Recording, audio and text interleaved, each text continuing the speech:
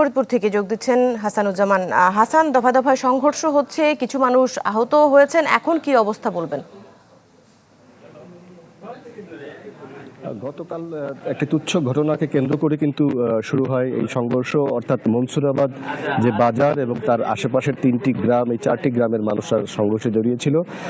তো তারা আইন শৃঙ্খলা বাহিনীকে কথা দিলেও কিন্তু তারা সকাল থেকে কথা রাখেনি, আবার তারা নতুন করে সংঘর্ষ জড়ায়। সকাল থেকে বেলা 12:30 পর্যন্ত টানা সংঘর্ষের পর আস্তে আস্তে আইন শৃঙ্খলা বাহিনীর হস্তক্ষেপে নিয়ন্ত্রণে আসে এই সংঘর্ষ, এবং স্থানীয় ভাঙার পুলিশের হস্তক্ষেপেই শুধু নয়, ফরিদপুর থেকে অতিরিক্ত পুলিশ, র্যাব এবং সেনাবাহিনীও কিন্তু এখানে মোতায়েন করা হয়েছে। এবং এখনো আপনারা দেখতে পাচ্ছেন যে মনসুরাবাদ বাজারে কিন্তু আইন শৃঙ্খলা বাহিনীর সদস্যরা মোতায়েন রয়েছেন, এবং যেখানটিতে সংঘর্ষ হয়েছে সেইখানে কিন্তু আমরা দেখতে পাচ্ছি যে সময়ের সাথে সাথে দেখা দেয় নিত্য নতুন প্রয়োজন। রেডি থাকতে হয় প্রতি মুহূর্ত।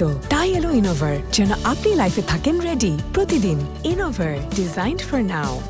মারামারির যে চিহ্ন আমরা দেখছি যে সেখানে রাস্তায় কিন্তু ইট রয়েছে, যেই বাজারটি এখন খোলা থাকার কথা, এই সংঘর্ষের কারণে কিন্তু পুরো বাজারটি বন্ধ রয়েছে এবং ইট পাটকেল ছড়িয়ে রয়েছে এবং ধ্বংসের কিছু চিহ্ন আমরা দেখতে পাচ্ছি। আমরা স্থানীয়দের সাথে কথা বলে যেটি জানতে পেরেছি যে এই তুচ্ছ ঘটনাকে কেন্দ্র করে যে এই সংঘর্ষ এত দীর্ঘায়িত কেন হলো, সেক্ষেত্রে তারা বলছেন যে এই সংঘর্ষে জড়ানো গ্রামবাসীর সংখ্যা ছিল 1000-এর বেশি, যে কারণে অল্প সংখ্যক পুলিশের পক্ষে এটি নিয়ন্ত্রণ করা সম্ভব হয়নি।